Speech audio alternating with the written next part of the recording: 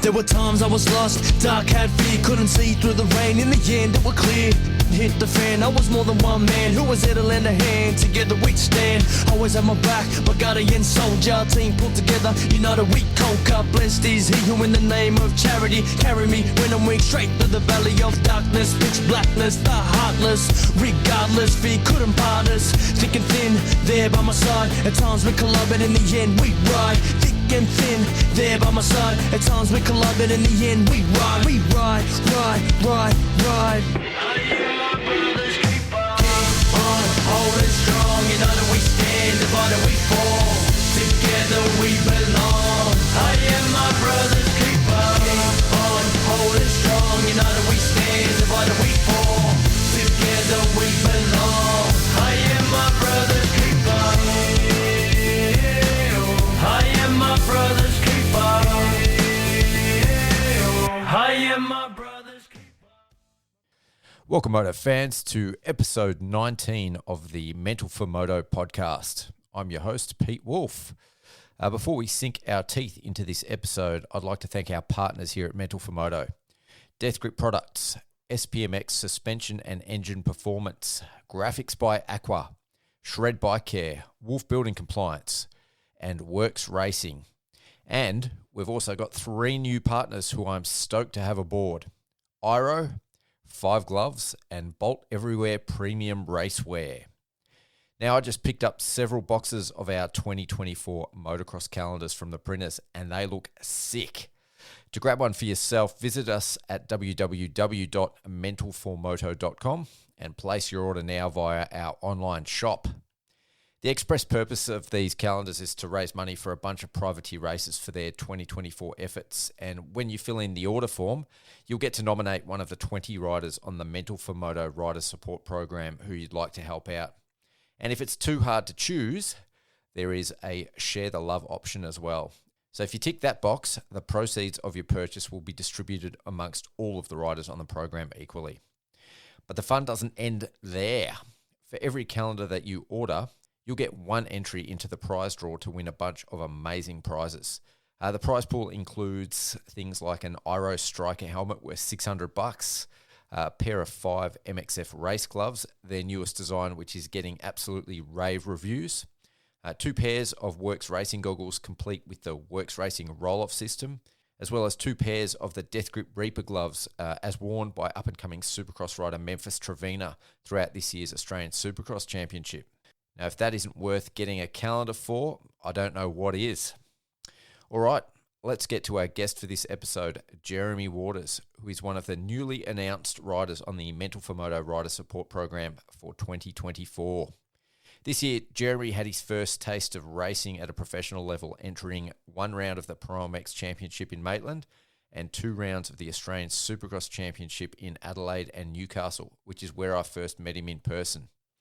He'll be racing the 2024 season in the MX1 class and be doing all of the ProMX rounds as well as all of the Australian Supercross Championship rounds. Chatting to Jeremy in the pits at Newcastle, I couldn't help but like this dude. He's the true definition of a privateer. And you only need to chat to him for about 2 minutes to realise that more than anything else, he's just a guy that loves to race his dirt bike. Jeremy Waters, welcome to the podcast, mate. How are you going? Yeah, good. Thanks for having me on. Yeah, that's good. Before we get started, just tell me a little bit about yourself. Name's Jeremy Waters. I'm 19 years old and I'm from Golgong, New South Wales. Ah, nice. No relation to Todd Waters? No, unfortunately not.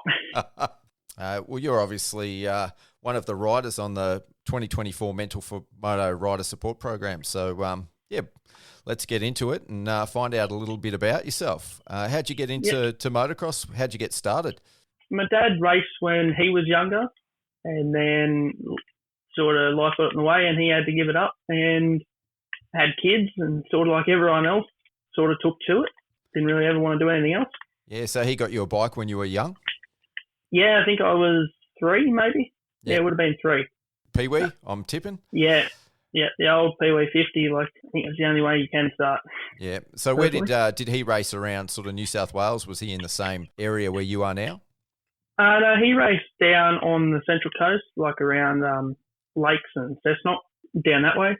Yeah, so how long did you ride for before you actually got into racing? Or might have been 6 months. Oh, yeah, so you started really, really young. Yeah, sort of started as young as you could. Yeah, is there a pretty strong club scene where you are? Yes and no. Not right where I am. Within an hour and a half, 2 hours there is. So close enough. Yeah, so you have to travel around a bit to get to the races? Yeah, got to travel a bit. I like the travelling, so it doesn't really bother me. Yeah, so how did your junior career go? Not very good.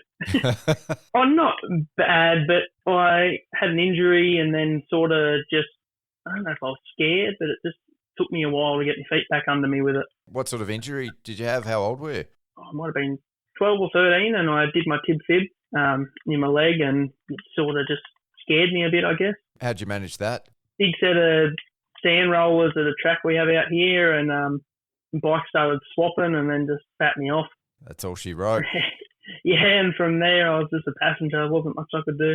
What sort of recovery did you have? Was it like an 8 to 12 week sort of thing, or did it go for longer? Or I think it was sort of just your normal 8 to 12 weeks, and then I probably was a bit of a baby about it, being younger. Is that the first time you broke bones? Yeah. Yeah, it's always a big Yeah, deal. so that was the first time I'd done it. Like, how did that work against you when you were coming back? Was it just something that was in your head when you were trying to pick it back up?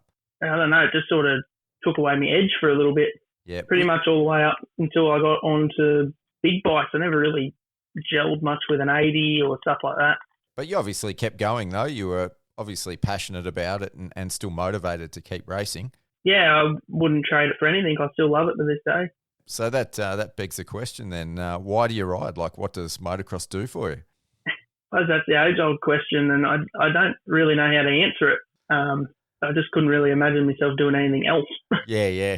I think that's an old cliche. It's not what you can live with, it's what can't you live without. Yeah, I've contemplated many a time just maybe I'll pull the pin and go and buy a four-wheel drive and go camp each weekend and that, but I have about a week or two off the bike and kind of always want to go back. So do you have any hobbies outside of motocross, or is that your driving passion? It's pretty much my driving passion at the moment.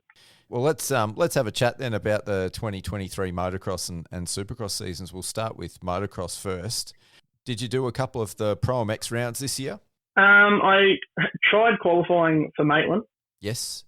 And I sort of just got in my own head with being there. Yeah. Like it was my first, besides like East Coast or state titles, it was my first big race. Yep. And I didn't qualify. I wasn't far off the pace, and I turned up on a stock bike. And in the 250 class, it's pretty hard to try and ride a stock bike. Like I was still just running pump fuel, everything. I had nothing really done to the bike. I had suspension. That was it. Yeah. So you were racing MX2. Yeah, I was then. And then I got a 450 to practice on and kind of just started liking the 450 more.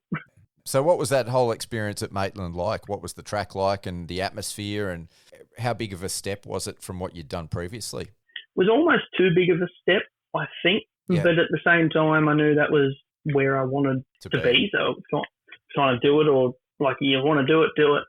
And no, the track was awesome. It was a lot deeper in that than what I had ridden before, and just formed up rougher in that. But I actually liked it, so it was all right. So in the lead up to Maitland then, what did you do to prepare as far as regional races go, and like what's been your experience over the last few years leading up to wanting to turn pro? Pretty much just your local races and that I did, and I was doing pretty well at them. Pretty much not really ever off the podium around the local races and that. So then I sort of started doing like all the East Coast rounds and stuff like that, and I was sort of running top 10 in them, and we didn't have a state titles, and I just thought, you know what, why not? Like I can sit here bobbing around local races my whole life, or make the step and go for it and see what happens. Yeah, see how you go. Yeah, at the end of the day, I make money, and I was fit enough to turn up, and I'm happy enough to turn up, so I'm easy. Yeah, so how did you go with the obviously the longer races and the format? Did you find that a struggle at all, like fitness-wise and stamina-wise, or was that sort of something pretty easy to acclimate yourself to? I struggled a lot with arm pump for the first sort of half of the year, and then I started in the lead up to Maitland, started training in that a lot more, and I was pretty good. I felt strong and healthy at Maitland, and I was happy. So it wasn't like a fitness thing. It was just like as far as qualifying goes. A lot of just turning up, like just first time. Were you nervous? Yeah, very, and it just caught me off guard. Yeah. Like even just the night before, you turn up and there's trucks everywhere, and I'm turning up in my little V-dub van. Like, it's an experience in itself, but I'm glad I did it. Yeah, massively. It's pretty sort of last minute, I think. Even for us media guys, it's pretty last minute. You turn up, there's shit going down everywhere. Like, there's people trying to find parks and find their way around and figure out what's going on. I can only imagine that it must be pretty similar for you guys as riders, especially the privateers, because you guys tend to get let in last and park furthest away and all that sort of stuff. There's 50 vans going left, right and centre. You don't know where you meant to park, what's meant to happen. Yeah. Even everything down to just going to sign on was an experience in itself compared to local races or East Coast. Yeah. So did you get a lot of information in the lead up as to where you had to go and when you had to be there, or were you sort of flying blind?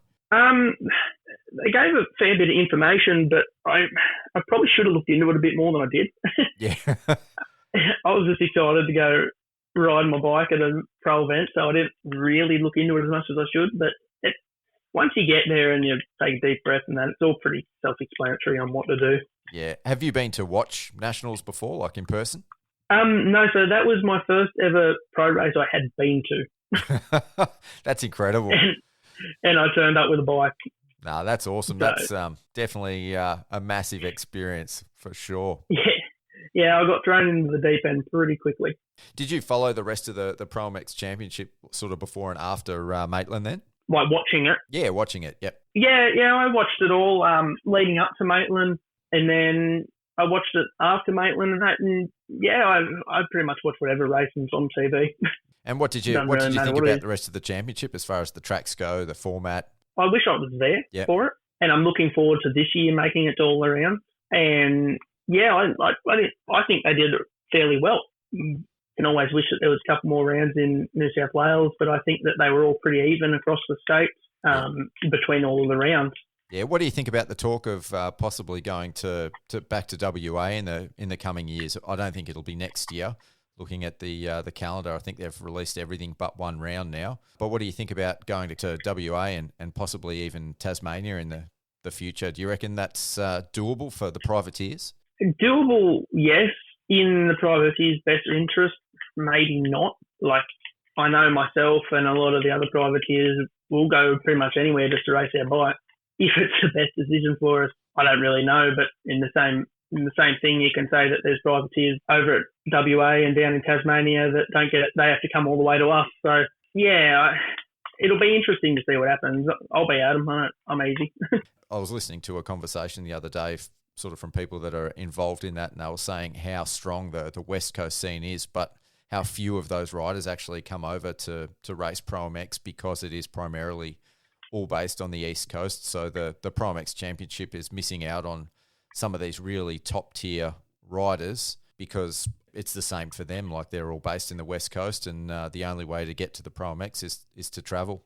Yeah, well, I could see how you could see how much of a pain it'd be for them, and it'd be good to have them guys over here racing, fill some more gates and try and get more people to the races. Yeah. I think it'll work out in everyone's favour pretty much.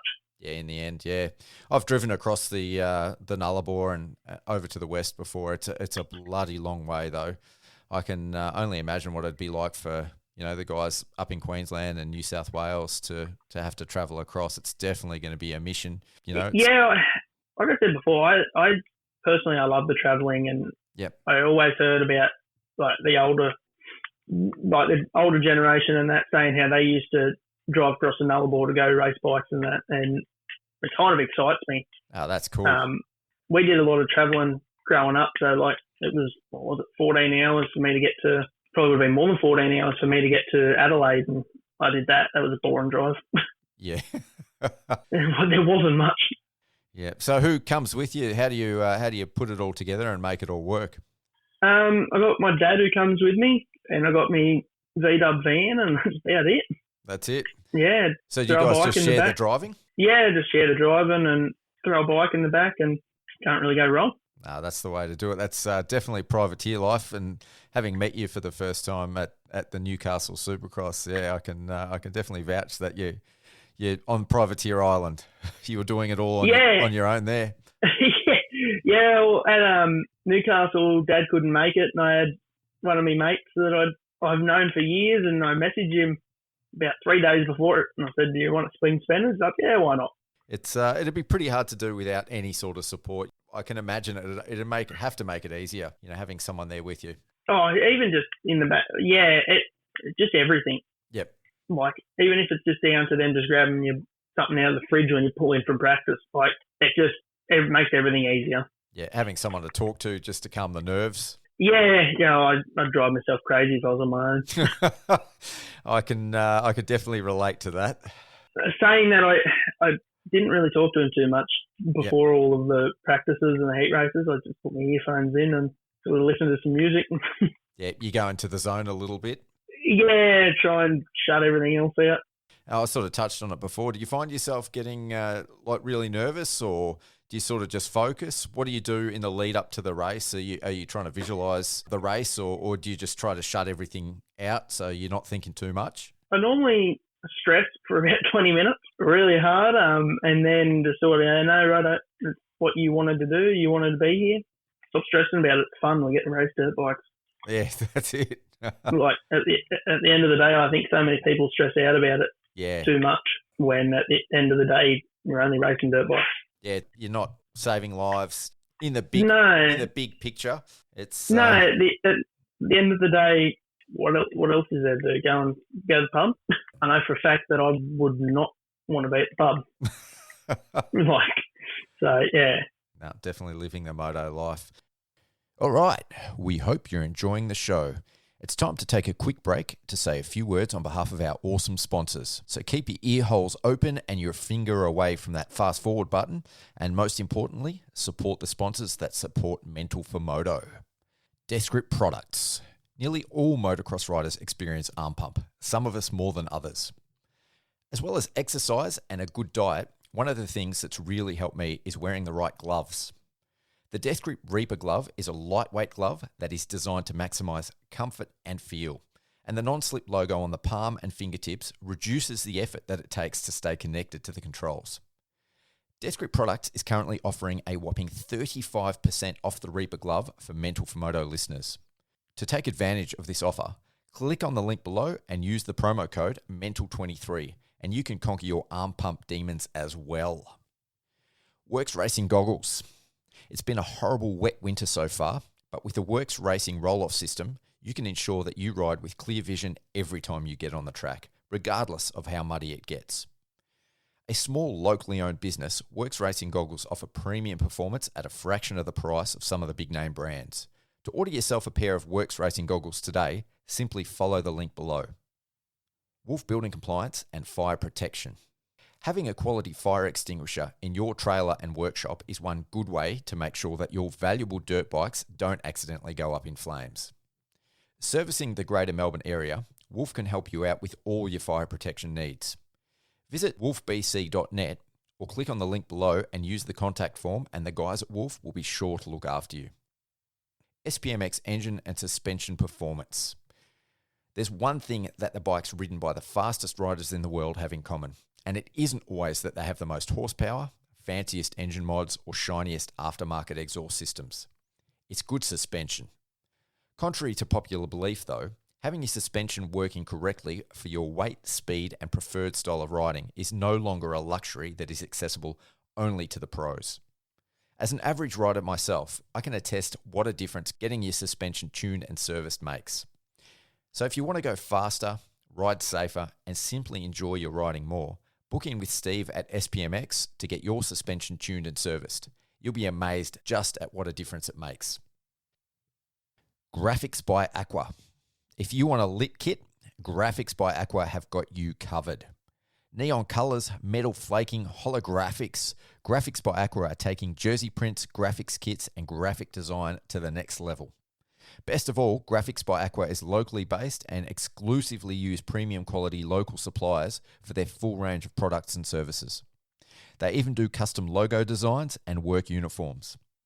To see some of their awesome work, check out the Graphics by Aqua Instagram page and give them a follow while you're there, or simply follow the link below to visit their website. Shred Bike Care. The concept behind Shred Bike Care is simple. A clean bike is a fast bike. And with a complete range of products, from bike wash and degreaser to chain lube and surface treatments, Shred can have your bike looking clean and shiny every time you hit the track. Australian owned and locally produced, the range of Shred products are fast acting, safe on all bike parts, biodegradable, and unlike most other generic cleaning products on the market, are entirely designed by bikers for bikers. To check out the full range on offer at Shred Bike Care, visit their website by clicking on the link below. Now let's get back to this episode. So, about the Australian Supercross Championship then, you raced Adelaide and Newcastle. Tell me a little bit about that experience. That was awesome. That was I was a bit calmer at them ones. Not even though it was still Supercross, just having the motocross under my belt and being at something like that sort of felt more like I was meant to be there. Yes, yeah. And yeah, I just had fun with it. I wasn't stressing at all. So how did you prepare training-wise and riding Supercross-wise in the lead up to Adelaide? I really should have done more than I did.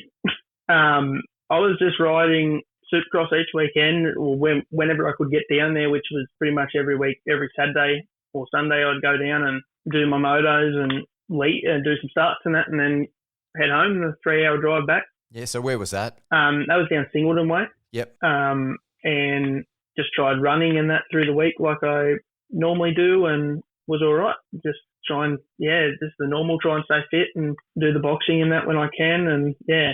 And what do you think about the Adelaide track? It was obviously pretty small, so I can imagine it was not similar to what you'd been training on, given that most Supercross tracks are sort of more full scale than Adelaide was. What did you think of the track? Yeah. Adelaide, it was a lot tighter than what I'd ridden, and that caught me off guard a bit. I personally think the Supercross track should be bigger than that, but that's not up to the riders so much. So, but yeah, it was probably a bit tight, but Newcastle was good. Bloody slippery though. Yeah, slippery, and it was a full scale, full size, full spec Supercross track. From the outside looking in, it definitely looked like it was pretty technical. It was actually easier to ride than Adelaide. Yeah, see, I wouldn't have guessed that. No, it was easier to ride than Adelaide because you sort of had a bit more time to set up and get your wits about you and go, okay, you got to do this and this and this gear. And where Adelaide, you didn't get a chance to breathe. There was nothing. And how do you go? Obviously, it's a lot closer racing as far as like the physical distance between you and the other riders. How do you sort of cope with that, having primarily come from a motocross background? Kind of got to man up a bit, I suppose. I was probably a bit timid towards everyone. Yeah. But I wasn't really going there with many expectations. I just wanted to go there and get my feet wet with it so I can get ready for next year and do it. Yeah, see what it was like. So as far as motocross and supercross goes, you've obviously had a hell of a lot more motocross experience under your belt, but what comes easier to you? I like to think I'm more of a technical rider, but the supercross doesn't come easy to me. So it's a bit of both. I definitely rather than motocross, but I think that's just because I've done it more. It'd be nice to get a couple more supercross seasons under my belt and then see what I like more. And so what sort of tracks do you like when it comes to motocross? Like what sort of surface do you like? Are you more of a sand rider, or do you like the deep, muddy, ruddy sort of tracks, or hard pack tracks? Either really ruddy tracks. I don't mind rut. I grew up riding sand. Yep. So sand's always sort of come very natural to me, and I do like sand and loamy dirt. Just kind of depends what mood you're in, I suppose. But yeah, I'm not a big fan of just full hard pack myself, but that's just me. I think everyone's sort of got their preference. Yeah, I sort of like a nice in between, loamy, but still holds up a bit. Yeah. You're obviously, like we said, you're working or living the privateer life. How do you balance your work, your training? How often do you ride midweek? At the moment, I don't really get to ride midweek, which is a pain. I wish I could, but there's not really many places to ride out here midweek. Like we live in town, there's not many properties all that have tracks. I'm lucky enough that my boss used to race dirt bikes, so he's been pretty lenient with if I need a day off here to travel or whatever's going on, and sort of just make it work, I suppose. So what do you do for work? I'm a fitter machinist. So, yeah, doing my Cert 3 in mechanical engineering. Yeah, so makes it a little bit difficult to take time off. You obviously got a goal there. Yeah, pretty bad for if there's a race. The day's coming off. You got your priorities right. That's what I'm hearing. Yeah, as much as the boss probably doesn't like it, I would pick racing any day of the week. But, yeah, I try and, at the moment, I'm trying just to go to the gym 3 days a week and ride. Yep. Once or twice on the weekends if I can get there. And, yeah, not much else to it. Yeah. And how do you fund it all? Are your parents still helping you out, or you're doing it all off your own bat? Pretty much solo at the moment. Yeah. Dad helps out here and there. If he comes to a race, he'll throw a tank of fuel in, which helps more than a lot of people would know. Yes, yeah. And I think a lot of people get it on how expensive it actually is to get to some of these races. Yeah, I got my first taste of that. I did, I think 5 or 6 of the ProMX rounds this year and all of the Supercross as a quote professional media guy. But it's, from the media perspective, it's very much like living the privateer life. You're there a lot of the time because you love it. I got a taste of how expensive it can be. And then on top of that, obviously, as riders, you've got all the bike stuff to go on top of that, all the mechanical stuff, the maintenance. There's even more expenses than what I had. So, to do that 12 times a year, it definitely adds up. And then, you've got all your training and everything that you have to put on top of that as well. Yeah, and then add on just your local races and that you want to do when there's not ProMX on or something like that, and it all adds up. And I don't think a lot of people realise it. Nah, 100%. I asked someone at one of the local tracks the other day, he was talking about pro motocross riders, and I said, what do you think that someone, that's in the 10th to 20th overall position at a ProMX race, what do you think they're making for an event? And he said to me, he goes, I don't know, it'd have to be 10 grand, wouldn't it? Unless you're in the top 10, you are making nothing. Yeah. I'm like, it's probably costing him 10 grand. But I had to laugh, but I think that's what the perception is. And this guy's like, he lives it. He rides every weekend. He watches it on TV. He obviously doesn't listen to a lot of podcasts and stuff because that often gets covered. But I think the perception is that a lot of you guys, it's a sport that is on TV and it's on Channel 7 or SBS and it's professional sport. I think the perception is that you guys are making a lot of money, but it's. I wish I could run 10th to 20th and make 10 grand a race. It'd be nice. Yeah. But no, especially in Australia, unless you're in the top 10, you're not making anything. Yeah, I had a rider on that finished 10th for the first time at a pro national, and he made $75 out of the purse. So which I 100% disagree with personally. Like if you look back to the late 90s and that, you could nearly make a living out of it running 10th. You can't now. Yeah, combined with sponsors and stuff. I think that's an interesting point you raise. I think the whole scene has changed. I would argue, and I don't know the facts and figures behind it all, but I anticipate that there is people making money off ProMX still, as far as the promoters and the event organisers. Otherwise, they wouldn't do it. The riders definitely aren't making money.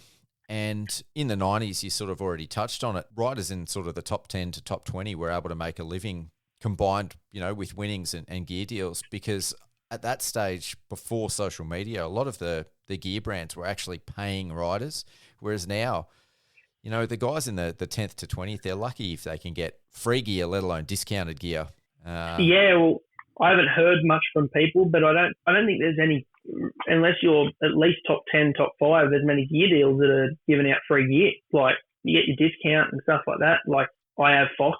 Fox helps me out hugely, but I'm not getting free gear. Like, I'm far from getting free gear. And, I think there's people making money on the back end of it that probably, I think a bit more needs to go to the riders myself, but It's a dynamic, though, that it's going to be really hard to change, because there's guys like yourself and like a lot of the privateers I've had on the podcast that one of them actually said to me, and it was, it still rings in my ears. He said, even if I was getting paid nothing, I'd still do it. And while that sort of attitude prevails, like for promoters or anyone that is making money out of the events, like why would you forego some of that when you've got riders that are willing to step up and ride for nothing? Because they love it, and there's so many motocross riders out there that absolutely love and are passionate about the sport and will do it for nothing or next to nothing. Yeah, well, that's the thing. Like, I'm the same. I'm not making anything, and I still turn up every weekend to the tracks and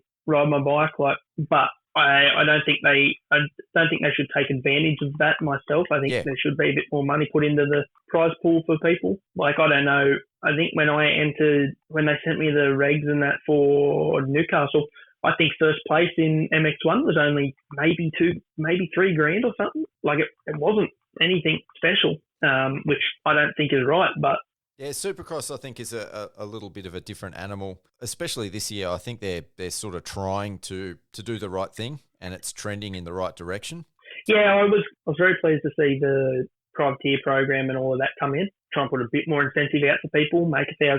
Like, if you a few people who made the $1,000, it would have helped them more than a lot of people know. But yeah, I think the motocross needs to do something in that direction. And look, that's sort of one of the reasons I started the Rider Support Program, is to shine a bit of a spotlight on you guys that are, in the 10th to 20th, or even trying to get into the top 20. My personal opinion is that I would love to see in the future that the guys in the 10th to 20th can at least cover all their costs, and that'll obviously make it easier for them to make a push to try get regularly in the 15 to 10 or even into the top 10. And I honestly think that anyone that's finishing in the top 10 should be able to make a living out of the sport. I mean, you're the top 10 at a given vocation out of everyone in the whole country. It's on TV. There's a lot of support. There's promotion. There's sponsors. And even if it's not possible now, I'd like to see and help get the sport to a place where it is possible. Yeah, I think at least top 10, you should be able to make a living off it. Like, you look America and they're top 20 making a living off it. Yeah. Like, even further back, like, you look at that Jeff Walker and that, I don't know if you've seen him on YouTube, and he's making a living out of it. And I think he's running around that sort of 15th to 30th, like, it's how it should be.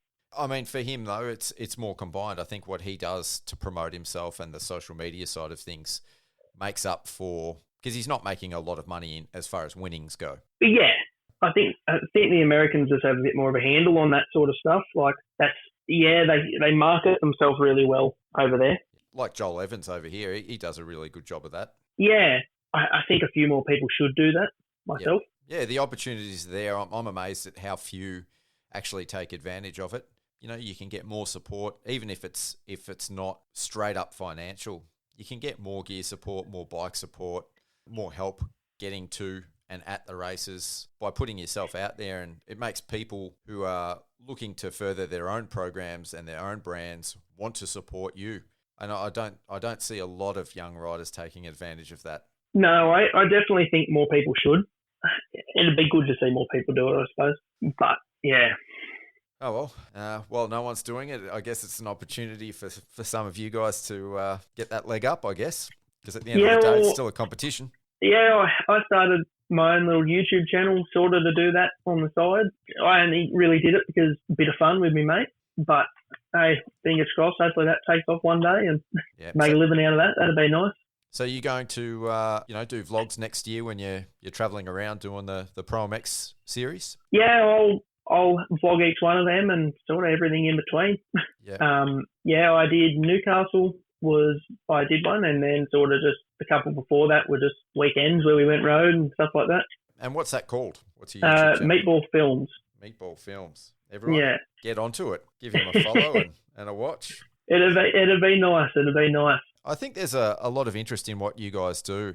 I don't want to say it too loudly because, there'll be other people jumping on the bandwagon, which, jokes aside, I actually don't mind. I'd love to see you privateer guys get a lot more exposure. But as far as my podcasts go, my most downloaded ones are with the privateers, because I think people have a genuine interest in what you guys are doing and how you put it all together. Well, that's the thing. You hear sort of the same old story with all of the all the factory guys, same thing. And every privateer's got a different story. There's never a same way that someone's getting to the track or anything like that. There's always something different. And there's something, I think, about the underdog that people just love to get behind as well. Yeah, well, there's something about it. I don't really know what it is, but people always seem to. I'm not complaining. Yeah, especially in motocross, like with the Rider Support Program, when I put the applications out for that, I was honestly prepared to not be able to scrape together 12 riders. I had photos for the calendar lined up and ready to go, just sort of stock photos that I could use to fill in months if I didn't get 12 riders. And yeah, you got smashed with that, didn't you? I ended up with about 30 to 35 riders apply. And the thing that actually blew me away even more so than that was just the amount of support I got from the motocross community and the industry as a whole. Like just the messages I got saying, you know, it's awesome. We need more of this, all that sort of stuff. Like I've been part of other sports and other communities that definitely aren't that supportive of, you know, the guys that are trying to have a crack and actually get a leg up. So for me, you know, that's one of the things I absolutely love about motocross and the motocross community. And with the calendars now, I've had so many sponsors actually put their hand up to get behind it. No, I think what you're doing is awesome, and there needs to be more of it. Hopefully it gets the ball rolling, you know. And I listen to a lot of podcasts and there was always people saying that, you know, nobody is interviewing privateers. So I thought, well, there's an opportunity. I want to hear more from and about privateers, so I'll start the podcast. And then once I was in it and talking to people in the industry, there was a lot of talk about, you know, all the things in motocross that we need to do to make it better. And I'm sick of just sort of hearing about it. I love to get involved, and it's like, all right, so what can I do? You know, I definitely have limited financial means, but I'm motivated and I'm passionate. So I think about what can I do, and hopefully that just gets the ball rolling and gets other people doing the same thing. Like everyone always says what needs to change with this sport and stuff like that, and it never happens, but you've actually put your hand up and done it, which is awesome. Yeah, and look, I think there's other people out there doing it as well, but it's like you said, everyone knows what needs to happen. It's just a case of, of getting the job done. So, yeah, there's a lot of big industry companies that could do some pretty cool stuff with privateers, and they just don't seem to do it. I think, hopefully, you know, I'm a bit of an optimist in that sense. You look in America at some of the profiles of the privateer riders, like big profile privateer riders, you know, they've all started to make a real name for themselves. You know, they're able to make a living, and it's not necessarily based on their results. It's just off everything else surrounding that. And they do get the support of the industry. They get the sponsors. They get fill-in rides on factory teams occasionally, a lot of the time based on the profiles that they've been able to build. And because of that, you know, they're making a living out of the sport. And, you know, I'd love to see that happen in Australia a lot more.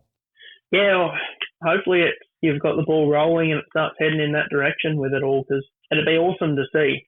And you sort of touched on it before about the privateer thing. Like, there's a lot of personalities in the privateer paddock that nobody knows about and nobody hears about. So I think you just sort of you get pushed in the back of the paddock and sort of it. Yeah, I just don't think you're given the opportunities. You know, that's the bit that sort of frustrates me. It's without everyone that's from, you know, 5th to 40th at a pro national, the sport couldn't happen. And a lot of the time when you're watching it on TV, I think there was a real big step up in watching the coverage this year.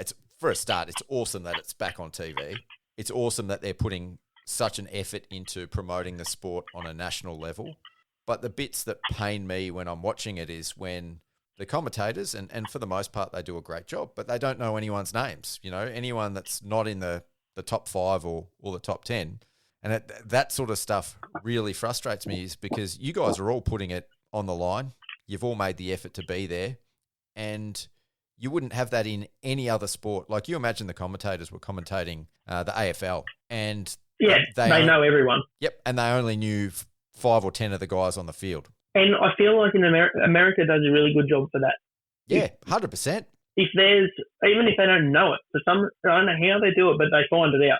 I mean, they've got the list in front of them, so it's just a case of being able to put it all together. But, you look at guys like, as much as they bag him out sometimes, like Ralph Shaheen, he does the research pre-season and before each event, and he knows little things about the riders.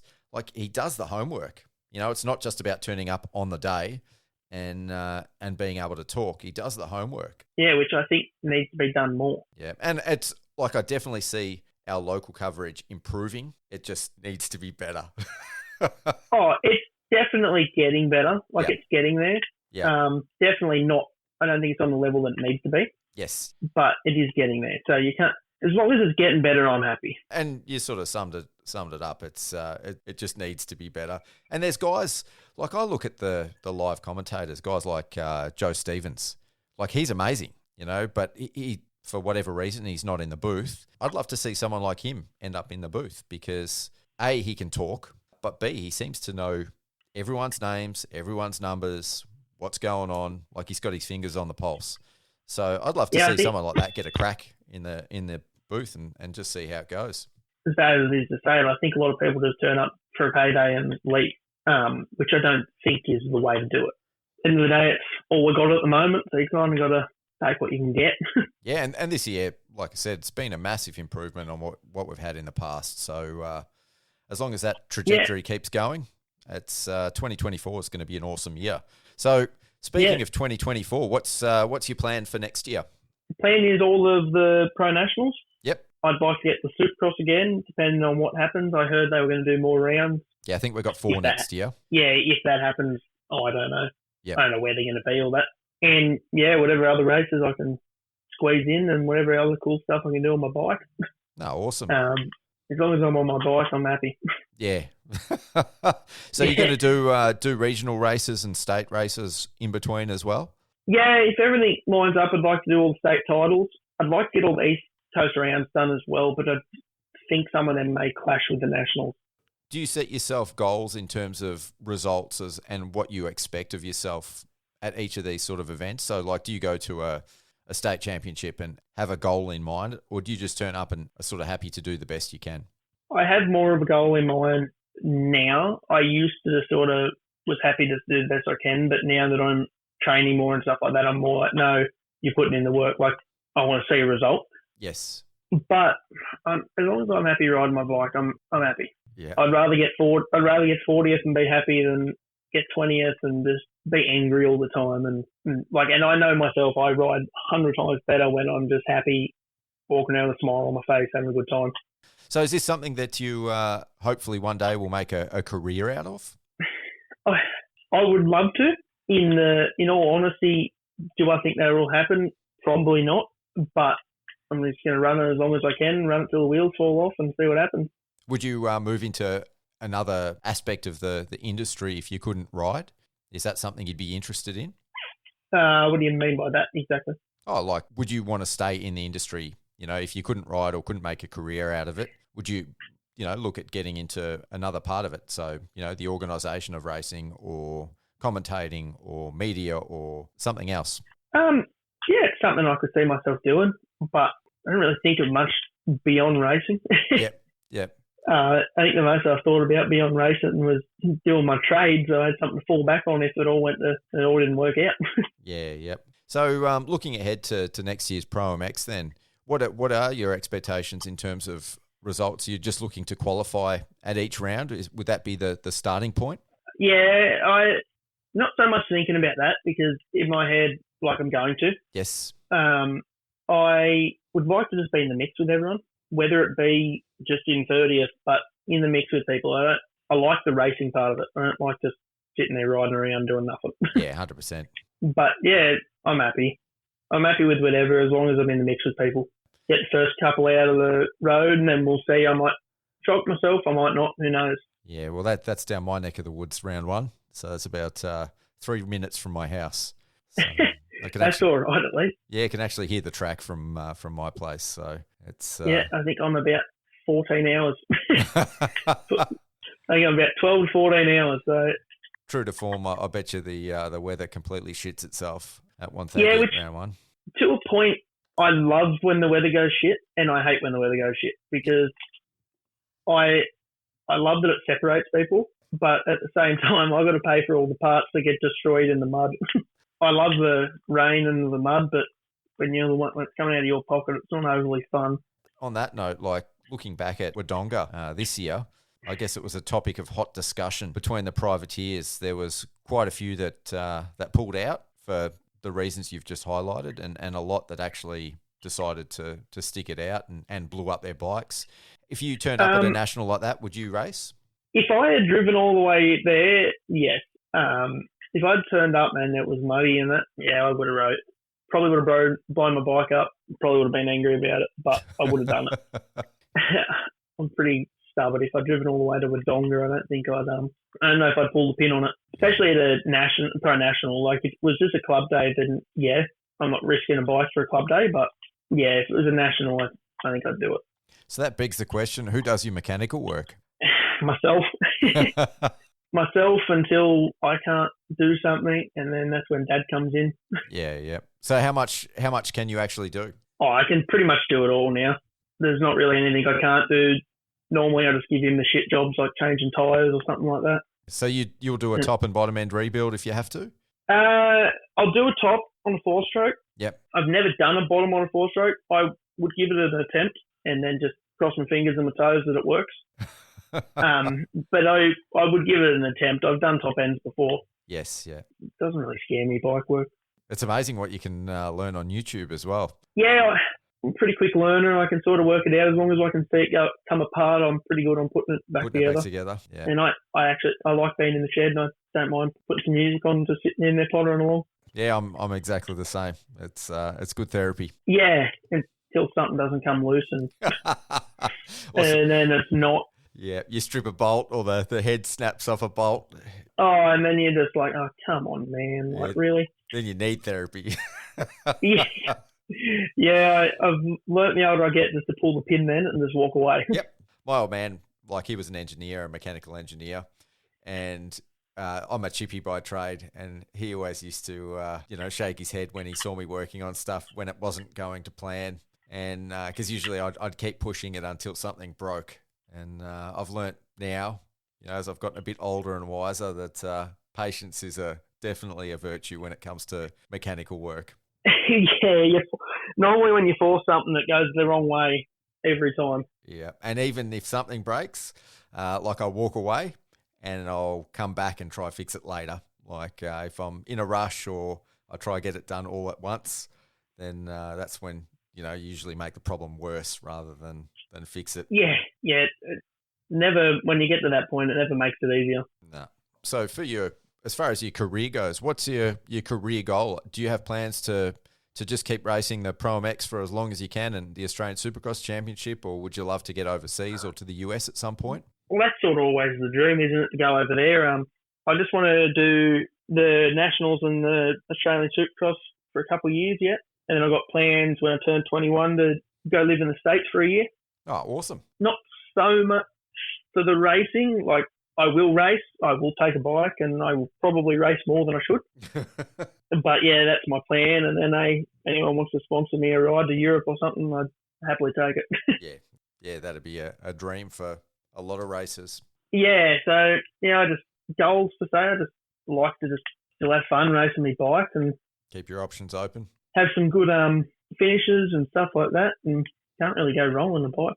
Nah, 100%. Well, on that note, is there anyone that you would like to mention or to thank that supports your program? Fox helps out a lot, and Link International, they help out with parts, takes a lot of weight off my shoulders. ProMoto Suspension, they've been helping out for years now. Moto Kit, he actually made me have one of the, if not the best looking bike at Newcastle in my eyes. You help out now, which is awesome, and got the local bike shop out here, Mudgee Honda Centre, and kind of it. Well, the grandparents, it's about it. Parents, grandparents, yeah, anyone that's, I think it all... Anyone with the last name Waters. Yeah, I think it all helps, but look, I'm really looking forward to next year working with you and the other guys on the program. I think it's going to be awesome, and, above all, looking forward to having a lot of fun as well. Yeah, no, it'll be awesome to work with you and some other guys and meet a few of the other blokes on the program. I've talked to a couple of them just on social media, and we're going to hopefully try and meet up for a ride and stuff like that. So it should be good. Unreal. Unreal. Well, thanks heaps for coming on the podcast, mate. I've really enjoyed our chat, and I look forward to doing it again. No, thanks for having me on. And that brings us almost to the end of this episode of Inside the Helmet with Jeremy Waters. Make sure you check out his YouTube channel, Meatball Films, and give him a like and subscribe while you're there. Thanks again to our partners for this episode, Death Grip Products, SPMX Suspension and Engine Performance, Graphics by Aqua, Shred Bike Care, Wolf Building Compliance, Works Racing, Iro, Five Gloves, and Bolt Everywhere Premium Racewear. This has been episode 19 of the Mental4Moto podcast, and I've been your host, Pete Wolf. Until next time, see ya.